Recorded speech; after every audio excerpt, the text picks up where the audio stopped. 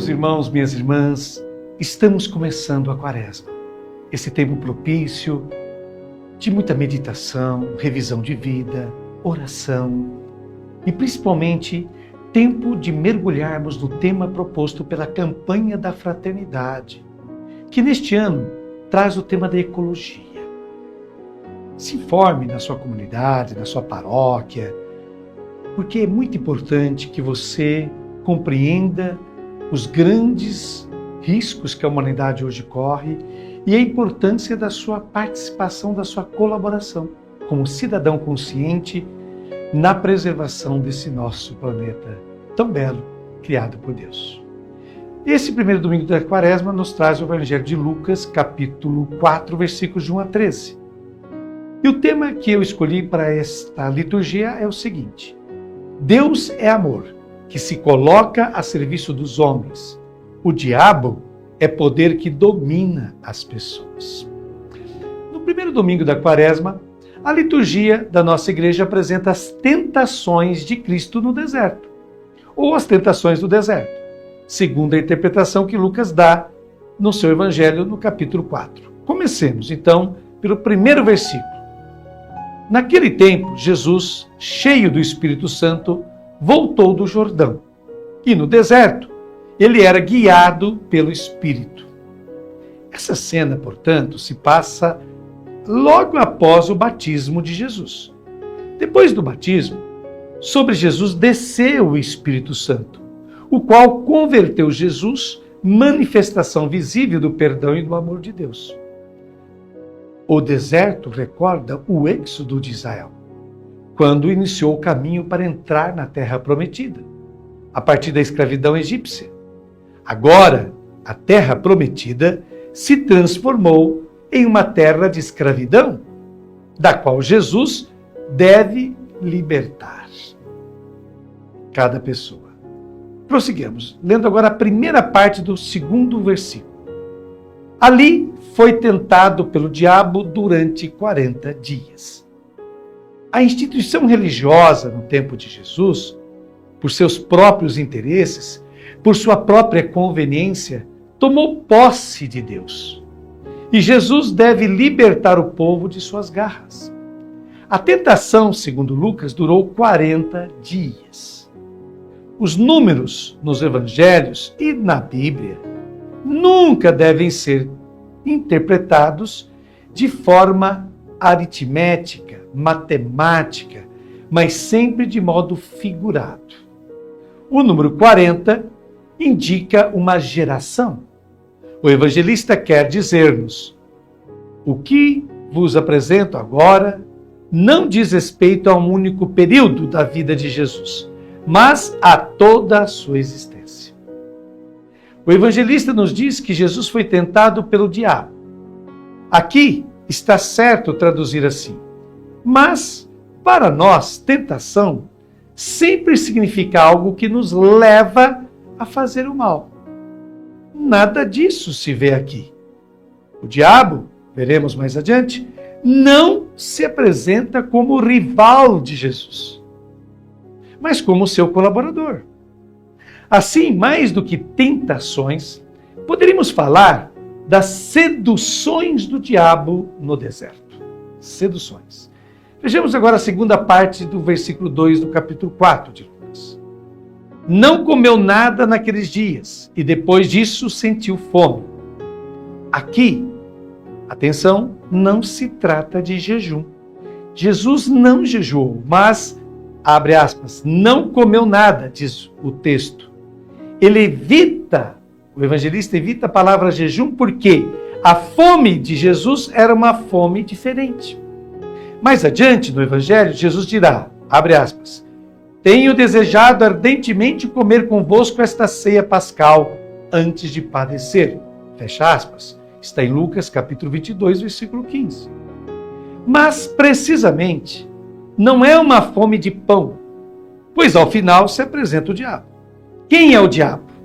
Enquanto Deus é amor, que se coloca a serviço dos seres humanos, o diabo é poder, que domina as pessoas. Prossigamos lendo o texto do Santo Evangelho, versículo 3 agora. O diabo disse, então, a Jesus: se és filho de Deus, manda que esta pedra se mude em pão. Não se trata aqui de um questionamento da filiação divina, que já foi afirmada no batismo, mas significa como se o diabo dissesse assim para Jesus: já que você é filho de Deus, use suas habilidades em seu próprio benefício. Portanto, use suas capacidades a seu favor. É disso que se trata. Vejamos agora o versículo 4 do capítulo 4 de Lucas. Jesus respondeu: a Escritura diz, não só de pão vive o homem.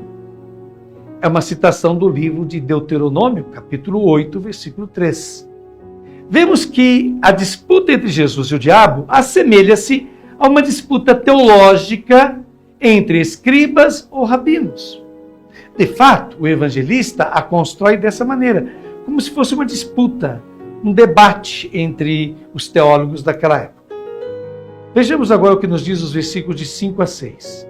O diabo levou Jesus para o alto, mostrou-lhe por um instante todos os reinos do mundo e lhe disse: eu te darei todo este poder e toda a sua glória, porque tudo isso foi entregue a mim e posso dá-lo a quem eu quiser. O alto indica a condição divina. Essa afirmação que Lucas atribui ao diabo é terrível. Não é Deus, mas o diabo quem confere poder e riqueza. Vejam só vocês. Assim, aqueles que detêm o poder e a riqueza não os recebem de Deus, como pensavam os israelitas naquela época, mas a sua atividade é diabólica, porque recebem essa riqueza, esse poder do diabo. É uma denúncia muito séria e típica do evangelista Lucas esta. Vejamos agora os versículos de 7 a 8, do capítulo 4. Portanto, se te prostrares diante de mim em adoração, tudo isso será teu. Jesus respondeu: a Escritura diz, adorarás o Senhor teu Deus e só a Ele servirás. O diabo, portanto, convida Jesus a um ato de idolatria.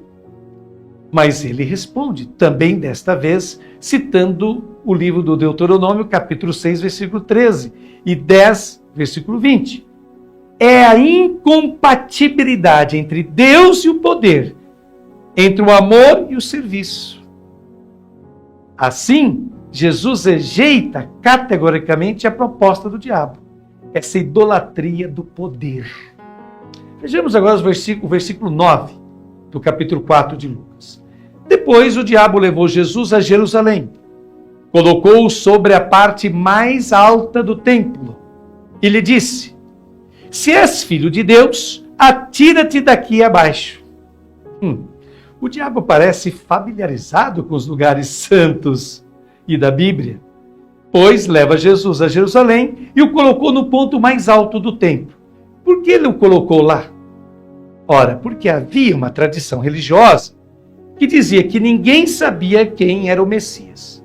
Porém, improvisamente, durante a festa das tendas, o Messias apareceria no ponto mais alto do templo. Essa era uma tradição conhecida por muitos. Então, o diabo convida Jesus a se manifestar, acrescentando um sinal espetacular. Notamos que na primeira e terceira sedução, ou tentação, o diabo diz: já que és filho de Deus. Para a segunda sedução, aquela do poder e do dinheiro, não precisou perturbar a condição divina, pois é uma tentação a que todos os seres humanos sucumbem, ou seja, a tentação da corrupção e do poder e do dinheiro. Mas aqui, novamente, o diabo lança a mão da expressão, nessa terceira sedução: se és o Filho de Deus. Isto é, já que tu és o Filho de Deus. Pois bem, agora vejamos os versículos de 10 a 12, capítulo 4 de Lucas. Porque a Escritura diz: Deus ordenará aos seus anjos a teu respeito, que te guardem com cuidado, e mais ainda, eles te levarão nas mãos para que não tropeces em alguma pedra. Jesus, porém, respondeu: a Escritura diz: não tentarás o Senhor teu Deus. E o diabo parece ser um grande especialista em Sagrada Escritura. Porque, como Jesus rebateu citando frases do livro de Deuteronômio, o diabo rebate Jesus citando Salmo 91, versículos de 11 a 12. A imagem do diabo, como entendido nas Escrituras Sagradas, é o modo do evangelista nos fazer entender que aqui se trata das disputas teológicas que Jesus teve com os rabinos, os escribas, que são os verdadeiros instrumentos do diabo naquela época.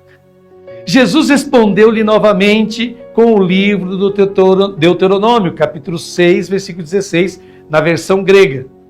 Jesus afirma plena confiança na ação do Pai, sem a necessidade de provocá-lo para que a ação aconteça. Chegamos finalmente ao último versículo do Evangelho deste primeiro domingo da Quaresma, versículo 13 do capítulo 4 de Lucas.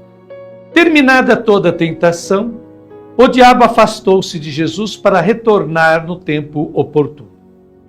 O verbo tentar aparecerá novamente para descrever a ação dos doutores da lei. Eis que aqueles que são os demônios, esses defensores da doutrina. Na realidade, o evangelista os denuncia como instrumentos do diabo. Qual pode ser esse tempo oportuno? Pelos dados que temos no Evangelho de Lucas, o tempo oportuno é o momento da cruz. O momento da cruz. Um momento tremendo, dramático do fim de Jesus. Quando serão os líderes do povo que dirão a Jesus, abre aspas, salve-se a si mesmo, se de fato é o Cristo de Deus, o eleito. Está em Lucas, capítulo 23, versículo 35, segunda parte. Ou seja, deixe-o usar suas habilidades para se salvar. Mas tudo que ele era, todas as suas forças, todas as suas energias, todas as suas capacidades, Jesus nunca as utilizou para o seu próprio interesse, mas sempre para o interesse dos outros. Não para a conveniência própria, mas para a conveniência dos seres humanos. Ele não pensava em sua vida, mas na vida dos outros. Eis então a diferença que emerge entre Deus e o diabo. Deus é amor que se põe a serviço da vida e coloca o interesse do outro em primeiro lugar. O diabo é um poder que domina e pensa apenas em sua própria conveniência.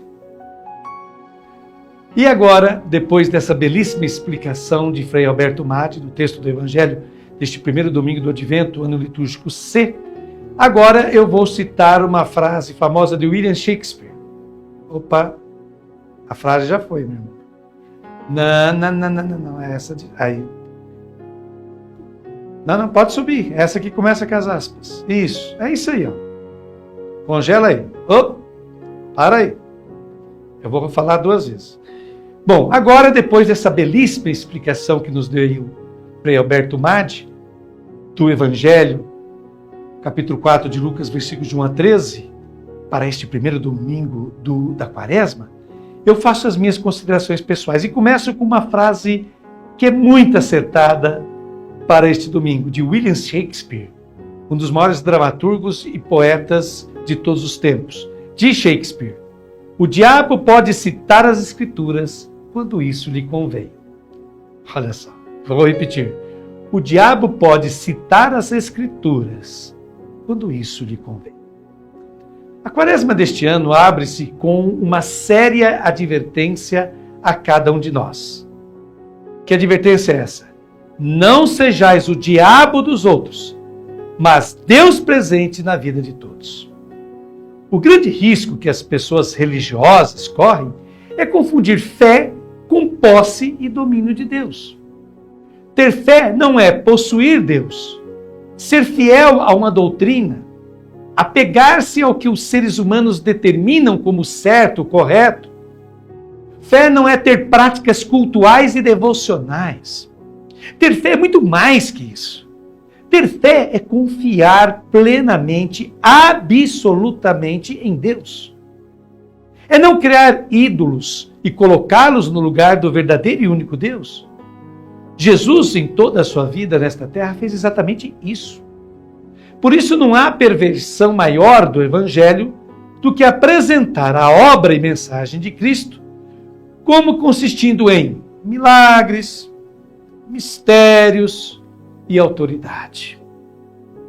Com isso, anulamos o Evangelho, enfraquecemos o que Cristo nos deixou, confundimos fé com religião. O resultado, como enfatiza o teólogo espanhol José María Castillo, é, abre aspas, nem a religião conserta este mundo, nem o Evangelho nos torna mais humanos e mais felizes. Fecha aspas. As três seduções às quais Cristo foi exposto em toda a sua vida seguem sendo as mesmas às quais a igreja e cada um dos cristãos estão expostos hoje. Vejamos. Primeira sedução a qual a igreja e também nós estamos expostos hoje. Usar de nossas capacidades, habilidades, a fim de obtermos proveito, vantagens, privilégios para nós mesmos. O objetivo, a meta, jamais é o outro. A pessoa que necessita, o pobre, o desvalido, o enfermo, o esquecido, o fraco. Mas eu é que importo sempre. Apenas eu importo. Olhemos para o nosso redor para verificarmos se, por acaso, não é bem isso que encontramos na sociedade e, pior ainda, dentro de nossa própria igreja. Segunda sedução que Jesus teve e que nós também temos hoje, nos vendermos pelo dinheiro e poder deste mundo. E como frisa o evangelista Lucas, isso é coisa do diabo. Poder e riqueza não são dons de Deus. Ao contrário do que muitos falsos pastores e profetas modernos pregam. Deus não é compatível com o poder e a riqueza, pelo contrário.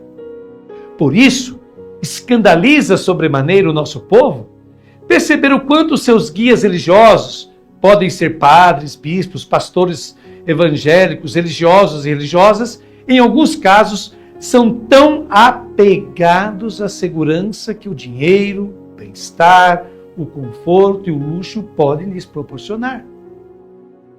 Terceira sedução a qual estamos submetidos também hoje. Essa, aliás, é mais presente e comum do que nunca. É a sedução de agir para obter glória, fama, reconhecimento, elogios, afagos, recompensas emocionais dos mais variados tipos. É claro, minha gente, que o ser humano, todo ele, necessita de reconhecimento, elogio, estímulo e respeito. Aqui não se trata disso. O diabo propõe que Jesus se atire do ponto mais alto do templo de Jerusalém a fim de dar um espetáculo, a fim de obter aplausos, a fim de provocar manifestações de êxtase no povo, a fim de encurtar seu trabalho de convencimento das pessoas, não educando as consciências, encurtar a evangelização para obter sucesso. Qualquer semelhança com aquilo que assistimos hoje em nossa igreja e nas demais não é mero acaso. Quem sabe não seja por tudo isso que não estejamos conseguindo contagiar, convencer o mundo de que só Cristo salva. As pessoas não estão, talvez, percebendo o amor naquilo que fazemos, pregamos e celebramos. Pensemos nisso. E agora, querido irmão, querida irmã, concluindo esse nosso momento de meditação, eu lhe convido a fazer junto comigo esta oração. Concede-me, Senhor, o dom do amor, o dom de amar todo o mundo, de amar tudo em toda a terra e, sobretudo, os homens, nossos irmãos, que são por vezes tão infelizes, de amar também as pessoas felizes que tantas vezes são pobres fantoches. Dá-nos, Senhor, a força de amar sobretudo os que não nos amam, antes de tudo os que não amam ninguém, para os quais, quando a hora soar, tudo acaba para sempre. Que a nossa vida seja o reflexo do teu amor. Amar o próximo que está no cabo do mundo. Amar o estrangeiro que está ao nosso lado. Consolar, perdoar abençoar, estender os braços, amar aqueles que se esgotam em correrias inúteis em redor de si mesmos, fazer brotar uma fonte no deserto do coração, libertar os solitários, erguer os prostrados, abrir com um sorriso os corações fechados. Amar, amar. Então, uma grande primavera transformará a terra e tudo em nós reflorirá. Essa é uma linda oração de Raul Foleroy, escritor, jornalista francês. Meus queridos, que o vosso domingo seja abençoado. Muito obrigado por nos ter acompanhado em mais esta meditação do Santo Evangelho Dominical. Beijo no coração de todos e até o próximo final de semana, se Deus quiser.